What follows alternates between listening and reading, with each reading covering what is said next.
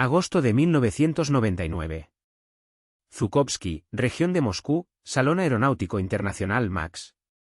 Decenas de miles de espectadores levantan la cabeza hacia el cielo y observan los vuelos de las últimas máquinas rusas. Y de repente, aparece algo sobre el aeródromo que literalmente deja a la gente con la boca abierta.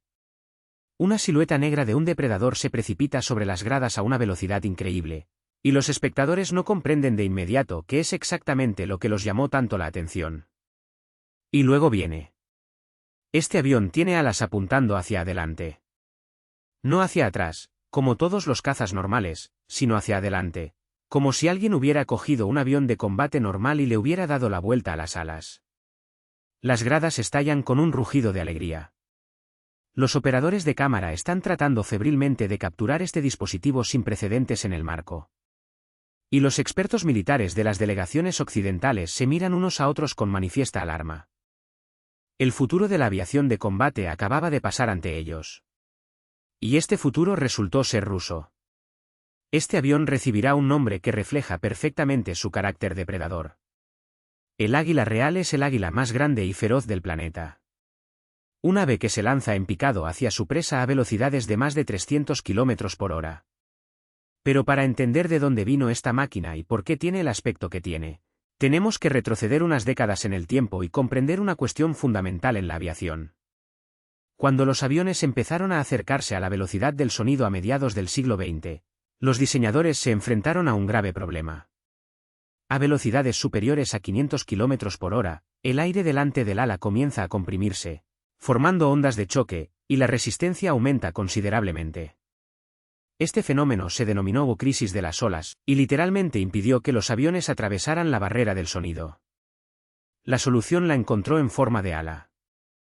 Si lo desvías hacia atrás, en ángulo con respecto al flujo que se aproxima, la onda de choque se debilita y la resistencia cae. Así apareció el conocido ala en flecha, que hoy se encuentra en todos los aviones a reacción y en todos los aviones de línea. Pero el ala en flecha guarda un desagradable secreto. El flujo de aire en un ala de este tipo fluye desde la raíz hasta las puntas, y en los extremos del ala se forman poderosos vórtices que crean la llamada resistencia inducida. En pocas palabras, parte de la energía del motor no se desperdicia en el vuelo hacia adelante, sino en inútiles remolinos de aire. Además, en ángulos de ataque elevados, las puntas de las alas son las primeras en perder sustentación y el avión pierde control precisamente cuando más se necesita controlabilidad, es decir, en el combate aéreo cuerpo a cuerpo. Y aquí es donde entra en juego el ala barrida hacia adelante. Si giras el ala hacia adelante, todo cambia exactamente al revés. El flujo de aire no llega a las puntas de las alas, sino a la raíz del ala, al fuselaje. Los vórtices en los extremos del ala disminuyen bruscamente, la resistencia inductiva disminuye, lo que significa que el avión vuela más lejos con el mismo suministro de combustible. La sustentación se distribuye de manera más uniforme y el ala opera de manera más eficiente en todos los modos de vuelo. Un avión con un ala de este tipo acelera y maniobra mejor, despega y aterriza en una pista más corta. En combate cuerpo a cuerpo, recibe una ventaja colosal debido a la capacidad de control en ángulos de ataque elevados. Esto suena como una solución ideal, y surge una pregunta lógica. ¿Por qué entonces no todos los aviones vuelan con las alas apuntando hacia adelante? La respuesta está en un insidioso efecto físico que los ingenieros llaman divergencia aeroelástica. Cuando el flujo de aire presiona un ala barrida hacia adelante, tiende a girarla hacia arriba. Cuanto mayor es la velocidad, más fuerte es la torsión, y a cierta velocidad, la carga excede la resistencia a la tracción. El ala simplemente se rompe en el aire. Además, esto sucede instantáneamente, sin previo aviso, sin posibilidad de que el piloto haga nada. Para resistir la divergencia, el ala debe ser increíblemente rígida, pero si usas acero o titanio para esto, el ala será tan pesada que consumirá todos los beneficios del barrido hacia adelante. El avión simplemente no puede volar normalmente con tal carga. Fue este problema el que durante décadas hizo del ala inclinada hacia adelante una teoría hermosa pero inútil, un sueño de ingeniería que fue destrozado por la dura realidad de la ciencia de los materiales. Los diseñadores de ambos lados del océano entendieron perfectamente las ventajas de tal ala, pero era simplemente imposible hacerla lo suficientemente fuerte y al mismo tiempo liviana. Todo cambió a principios de los años 80, cuando los materiales compuestos entraron en la industria aeronáutica. La fibra de carbono impregnada con resinas especiales resultó ser más resistente que el acero y mucho más ligera. Pero, lo más importante, la estructura compuesta podría diseñarse de manera que resista la torsión exactamente de la manera correcta. Dirección: colocando capas de fibra de carbono en ciertos ángulos. Este fue un verdadero avance y las principales potencias de la aviación mundial se dieron cuenta, instantáneamente, de su importancia. La carrera por un caza con ala inclinada hacia adelante ha comenzado y los estadounidenses fueron los primeros en comenzar. En diciembre de 1981, el Pentágono otorgó un contrato a la empresa de fabricación de aviones Grumman, la misma que en un momento creó el famoso caza F-14 Tomcat con base en portaaviones. La tarea era ambiciosa: construir 2 aviones experimentales con alas inclinadas hacia adelante y demostrar que una máquina así es capaz de volar, maniobrar y no desmoronarse en el aire. El proyecto recibió el nombre de Octubre del 29 y los ingenieros estadounidenses se pusieron a trabajar con un entusiasmo que no habían visto en mucho tiempo. Los diseñadores de Grumman eran muy conscientes de que construir una máquina experimental desde cero sería increíblemente costoso, por lo que tomaron una decisión astuta. El avión lo ensamblaron literalmente a partir de piezas de otros cazas en serie. La parte delantera del fuselaje y el tren de aterrizaje delantero fueron tomados del caza ligero F-5. El tren de aterrizaje principal fue tomado del F-16. El motor General Electric provino del avión de ataque con base en portaaviones F-18 Hornet. El resultado fue una especie de Frankenstein de aviación, en el que solo lo más importante era verdaderamente nuevo: el ala inclinada hacia adelante y los sistemas de control. El ala del Octubre del 29 tenía un barrido negativo de menos 30 grados en el borde de ataque y menos 45 en el borde de salida. El marco portante, el llamado cajón, estaba hecho de titanio y el revestimiento de paneles compuestos de fibra de carbono. Se colocaron capas de fibra de carbono en ángulos cuidadosamente calculados para que la estructura resistiera precisamente la torsión que causa la divergencia. El avión fue construido según el diseño aerodinámico DAC. Pequeños timones horizontales totalmente móviles estaban ubicados delante del ala, y no detrás, como en los aviones convencionales. En la raíz del ala, se instalaron flaps especiales con flaps móviles, que ayudaron a controlar el flujo de aire cerca del fuselaje. Exactamente 3 años después de recibir el contrato en diciembre de 1984, el primer ejemplar del Octubre del 29 despegó de la base de la Fuerza Aérea Edwards en el desierto de California. El piloto de pruebas Chuck Swell estaba al mando y en el primer vuelo quedó claro que el vehículo se comportaba de manera completamente diferente a los cazas convencionales. El avión resultó aerodinámicamente inestable en el canal longitudinal y sin el ordenador de a bordo, que ajustaba la posición de los timones decenas de veces por segundo, habría sido completamente incontrolable. El sistema de control digital de vuelo por cable mantuvo literalmente el avión en el aire, compensando constantemente su tendencia a levantar el morro o caer sobre el ala. Los primeros vuelos confirmaron los cálculos teóricos. A velocidades subsónicas y altos ángulos de ataque, el Octubre del 29 demostró una excelente capacidad de control.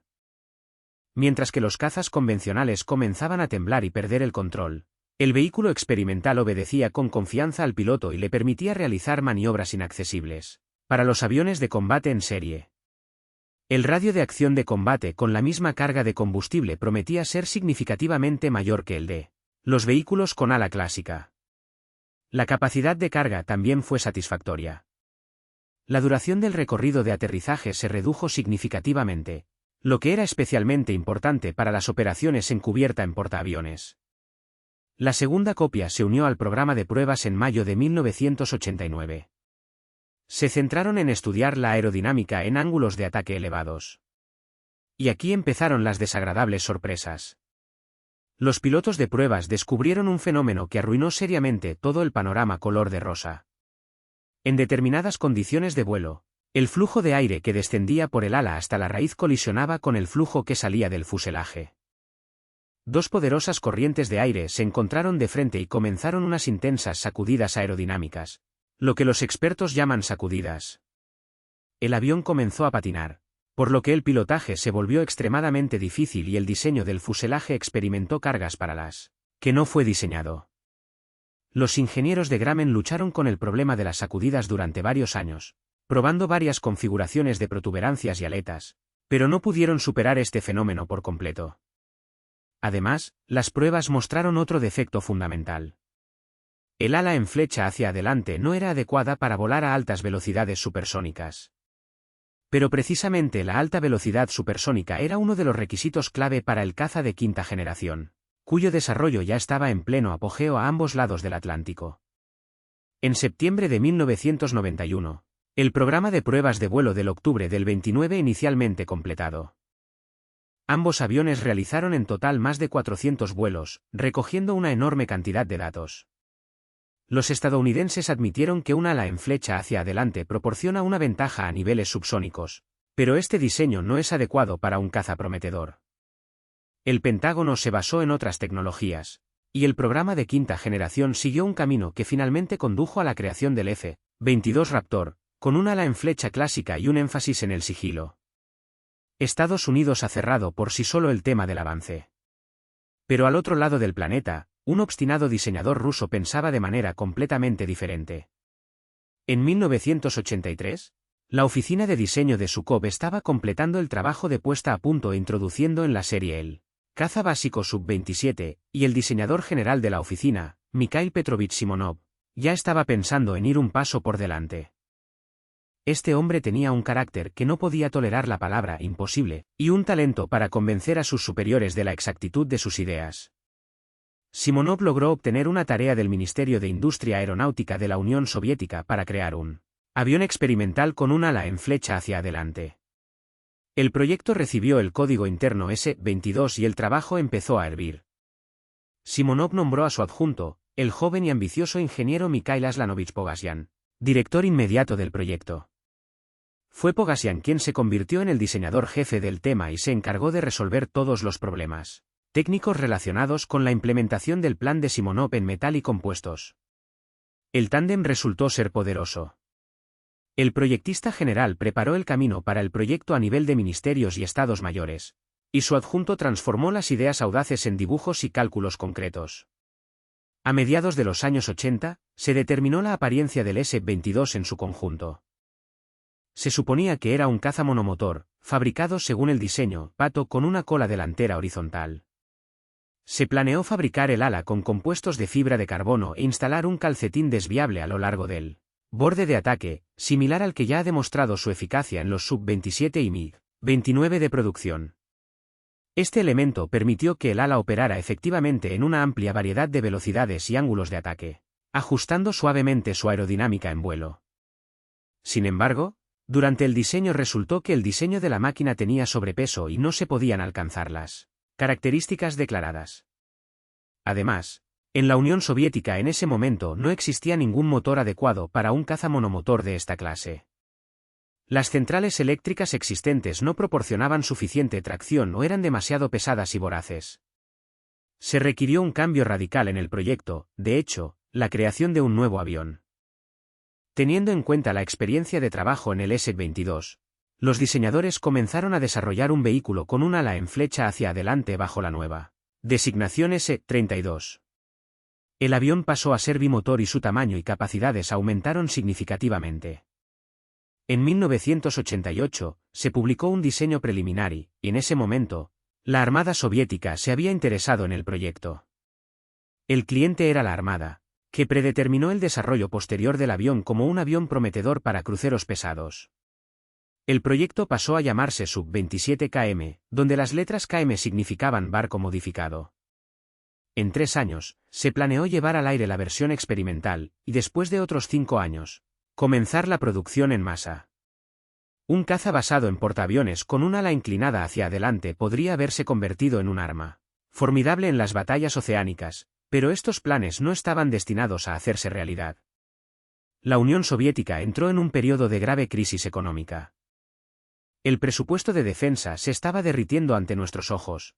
Las fábricas pasaron a producir productos civiles y oficinas de diseño enteras estaban al borde del cierre. En diciembre de 1991, el país dejó de existir y comenzaron tiempos verdaderamente oscuros para la industria de la aviación rusa. La financiación gubernamental para el proyecto se detuvo por completo, y según todas las leyes de la lógica, un avión con un ala inclinada hacia adelante debería haber muerto silenciosamente, convirtiéndose en una carpeta polvorienta con dibujos en el archivo. Pero Simonov no iba a darse por vencido y la oficina de diseño de Zhukov continuó trabajando por su cuenta. Se ganó dinero con contratos de exportación para la venta de cazas en serie en el extranjero y se invirtió cada rublo disponible en un proyecto prometedor. Ahora el coche recibió la designación S-37 y el objetivo se formuló de otra manera. Ya no se trataba de crear un caza en serie basado en portaaviones, sino de construir un avión experimental para probar tecnologías innovadoras que podrían aplicarse a los vehículos de combate del futuro. Este enfoque hizo posible reducir drásticamente los costos, porque se planeó construir solo a una sola copia. Cada solución técnica fue evaluada no solo en términos de eficiencia sino también de costo. Debido a la falta de fondos para el desarrollo de un nuevo motor, los diseñadores decidieron instalar en el avión los motores de 30 F-6 existentes, que habían demostrado su eficacia en el interceptor supersónico Mi-31. Los ingenieros trabajaron en condiciones difíciles, pero el trabajo no se detuvo ni un día. El avión pasó por primera vez pruebas estáticas, cuando la estructura se carga a sus valores máximos directamente en el suelo, comprobando la resistencia de la estructura sin riesgo para el piloto, y solo después de que una muestra estática confirmó que la máquina puede soportar todas las cargas previstas, comenzó el montaje del prototipo de vuelo. El trabajo se llevó a cabo en el más estricto secreto y prácticamente nadie fuera de la oficina de diseño sabía de la existencia del avión. El 25 de septiembre de 1997, en el aeródromo del Instituto de Investigación de Vuelo Gromov en Zhukovsky, el piloto de pruebas de la oficina de diseño de Sukhoi, Igor Viktorovich Botintsev, se sentó en la cabina del S-37, bajó la cabina y puso los motores en modo de despegue. Una silueta negra de un depredador corrió a lo largo de la franja y después de unos segundos se separó del cemento y se dirigió abruptamente hacia el cielo otoñal. La media hora de vuelo transcurrió sin un solo comentario y en tierra fue recibido como si el equipo hubiera ganado el mundial. Ingenieros, trabajadores, técnicos, todos los que durante años pusieron su alma en esta máquina en medio de la devastación y la falta de dinero no ocultaron sus emociones. Rusia, que muchos habían descartado como potencia de la aviación en aquellos años, despegó un avión que nadie más en el mundo tenía. La primera serie de vuelos de prueba continuó hasta la primavera de 1998, después de lo cual el avión comenzó a desarrollarse. Los diseñadores analizaron cuidadosamente los datos recopilados, hicieron ajustes al proyecto y elaboraron un programa para la siguiente etapa. También en 1998, se reemplazó al diseñador jefe del proyecto. Mikhail Pogosyan fue designado para el puesto de jefe del complejo industrial militar de aviación de Sukhoi, y Sergei Sergeyevich Korotkov asumió el liderazgo del tema. Posteriormente se reanudaron las pruebas de vuelo y el rango de condiciones de vuelo permitidas comenzó a ampliarse gradualmente. En agosto de 1999, Simonov decidió mostrar su creación al mundo. En el Salón Aeronáutico MAX, el avión demostró por primera vez sus acrobacias aéreas ante el público en general bajo la denominación S-37 Berkut. Se mostró solo en el aire, sin ser colocado en tierra, y este movimiento solo alimentó la emoción. Los agregados militares y periodistas occidentales, acostumbrados al hecho de que Rusia perdió más de lo que ganó durante estos años, quedaron completamente consternados. Las fotos de un avión negro con alas apuntando hacia adelante se difundieron instantáneamente en las publicaciones de aviación del mundo. Los expertos occidentales escribieron que en el siglo XXI, los pilotos estadounidenses podrían enfrentarse a un enemigo aún más formidable de lo que se esperaba. 2 años más tarde, en la Feria MAX de 2001, el avión se presentó con la nueva designación Su-47 y finalmente se le asignó el nombre Berkut. Este nombre no fue elegido por casualidad. El automóvil lo recibió por su capacidad de cambiar bruscamente la dirección del movimiento y el ángulo de ataque, por esa maniobrabilidad fenomenal que lo hacía similar al veloz águila montañesa. El diseño del Berkut merece una discusión aparte, porque no contenía ni un solo elemento aleatorio. El avión fue construido según el diseño triplano integral longitudinal, lo que significa la presencia de 3 superficies que crean sustentación. Delante había una cola horizontal delantera en movimiento de forma trapezoidal con una envergadura de unos 3,5 metros. Luego vino, de hecho, el ala barrida hacia adelante, el elemento principal de toda la estructura. Y en la sección de cola había una cola trasera horizontal, también totalmente móvil. 3 conjuntos de planos de elevación proporcionaron una gran cantidad de opciones para controlar la aerodinámica en vuelo, permitiendo una dosificación precisa de los momentos de elevación y control en cualquier modo.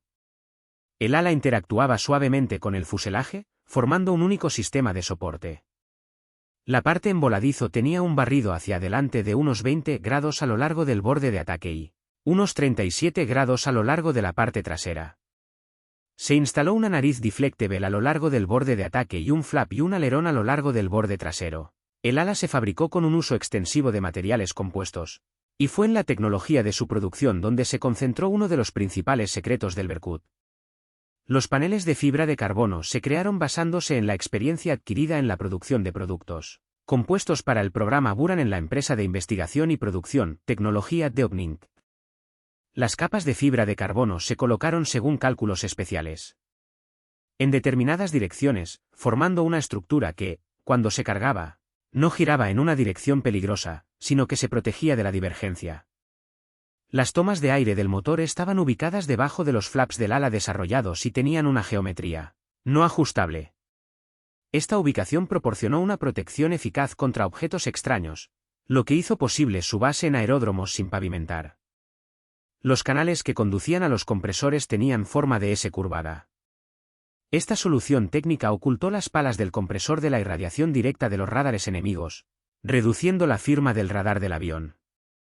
Además de la estación de radar principal en el morro, el Berkut estaba equipado con 2 antenas de visión trasera instaladas entre el ala y las toberas del motor, que proporcionaban a la tripulación una vista de 360 grados del espacio aéreo. El corazón del avión eran 2 motores turborreactores de 2 circuitos con poscombustión de 30 F6, cada uno con un empuje de 15.500 kilogramos de fuerza. Estos motores fueron bien probados en el interceptor supersónico MiG-31 y proporcionaron al Berkut una excelente relación empuje-peso para realizar maniobras enérgicas con altas sobrecargas. El asiento del piloto se instaló con un ángulo de respaldo de 30 grados, lo que redujo la exposición del piloto a las altas sobrecargas características del combate aéreo maniobrable. El programa de pruebas de vuelo duró varios años y requirió verdadero coraje por parte de los pilotos de pruebas. Cada vuelo de Berkut fue un paso hacia lo desconocido, porque ni un solo libro de referencia ni un modelo de computadora podían predecir con precisión cómo se comportaría un avión con un diseño aerodinámico tan inusual en el siguiente modo inexplorado. El área de velocidades permitidas y ángulos de ataque se amplió gradualmente, literalmente 1 grado a la vez, 10 km por hora, analizando cuidadosamente los datos después de cada vuelo. A velocidades moderadas y ángulos de ataque medios, el Berkut se comportó de maravilla. El coche respondió al movimiento de la palanca de control con tal precisión y velocidad que incluso los probadores experimentados quedaron encantados. 3 conjuntos de superficies de control, trabajando en conjunto bajo el control de un sistema de control digital, permitieron realizar maniobras con una pérdida mínima de velocidad y energía. En una batalla aérea maniobrable esto significaría una ventaja colosal. El piloto de Berkut podría ser el primero en apuntar su arma al enemigo, el primero en darse la vuelta para un segundo ataque y el primero en escapar del ataque. En el año 2000, comenzó la siguiente etapa de pruebas, que incluía el rango de velocidad supersónica. El programa se llamó supersónico y, al finalizarlo, el tiempo total de vuelo de Berkut era de 149 horas. Fue en esta etapa cuando los evaluadores encontraron problemas que arruinaron seriamente todo el panorama. A altas velocidades y altos ángulos de ataque, la configuración del fuselaje comenzó a experimentar cargas que afectaron negativamente la vida útil de la estructura. Se impusieron restricciones operativas para preservar el único prototipo capaz de volar. La velocidad máxima en altitud, que teóricamente podría alcanzar los 2.500 km por hora, estaba limitada a 900 km por hora debido a las cargas destructivas en el ala y la sección central. El problema principal resultó ser dolorosamente familiar. Los golpes aerodinámicos, los mismos temblores que arruinaron las esperanzas de los estadounidenses con su octubre del 29, también superaron al coche ruso. En ciertos modos, los flujos de aire que circulaban alrededor de varios elementos del complejo diseño aerodinámico del triplano entraban en conflicto entre sí, generando poderosas pulsaciones. Las vibraciones se transmitían a la estructura del avión, a la cabina y a los instrumentos, dificultando un pilotaje preciso. Los diseñadores de Sukhoi de Sign-Bureau intentaron muchas formas de mitigar este efecto, pero, desafortunadamente, no pudieron hacer frente a la sacudida. Al igual que nuestros colegas estadounidenses no lograron hacer esto décadas antes. El programa principal de pruebas de vuelo continuó hasta 2003. Y durante este tiempo el Berkut se demostró repetidamente en los espectáculos aéreos de Max, provocando cada vez el deleite del público y la alarma de los expertos occidentales. Los resultados formaron una imagen clara. El ala en flecha hacia adelante proporcionó excelentes características de manejo y maniobrabilidad a velocidades subsónicas y transónicas, pero resultó inadecuada para vuelos sostenidos a altas velocidades supersónicas. Pero el problema de los golpes seguía sin resolverse. Para un caza de quinta generación, que tenía que combinar supermaniobrabilidad con crucero supersónico y sigilo, ese ala no era adecuada. Parecería que este podría ser el final de la historia de Berkut. Experimental con el avión completó su tarea. Se han recopilado datos y se han extraído conclusiones. El coche podría ser enviado al aparcamiento eterno con honores. Pero los ingenieros rusos decidieron de otra manera. Desde 2004, el Su-47 ha estado involucrado en investigaciones en interés de un proyecto completamente diferente, un prometedor complejo de aviación para la aviación de primera línea, el mismo PACFA, que más tarde se convertiría en el caza Sub-57 de quinta generación. Para el futuro TEP-50, uno de los elementos clave del diseño fue el compartimento de carga interno para armas. Colocar misiles dentro del fuselaje es de fundamental importancia para un caza furtivo, porque cualquier eslinga externa aumenta instantáneamente la firma del radar del avión de manera significativa. Es imposible diseñar y probar un compartimento de este tipo en papel o en una computadora. En realidad, es necesario abrirlo y cerrarlo en vuelo a diferentes velocidades y sobrecargas, y el funcionamiento de los mecanismos de obturación y bloqueo debe verificarse en condiciones de flujo de aire contrario. En 2006 y 2007, el Berkut modernizó su compartimento de carga y se convirtió en un banco de pruebas volador para probar tecnologías que se transfirieron directamente al caza de serie de quinta generación. En el Su-47, la operatividad de las puertas y el equipamiento interno del compartimento se probó en condiciones de vuelo reales. Trabajamos la aerodinámica del fuselaje con las puertas abiertas a distintas velocidades. Probamos el uso de modelos ponderados de armas de misiles. La información obtenida en estos vuelos se utilizó activamente en las etapas finales de la creación de los compartimentos de carga del prometedor TEP-50. El Berkut sirvió a la aviación rusa hasta el final, dedicando sus recursos al nacimiento de una nueva generación de vehículos de combate y tecnologías probadas. Por primera vez en este avión único, que hoy vuela en el diseño del Su-57 de serie y del avión civil MS-21. Si te gustó esta historia, dale me gusta y escribe en los comentarios sobre qué otros aviones inusuales te gustaría saber. Suscríbete al canal para no perderte nuevos lanzamientos. Y no dejes de tocar el timbre, porque te esperan muchas más historias increíbles del mundo de la aviación.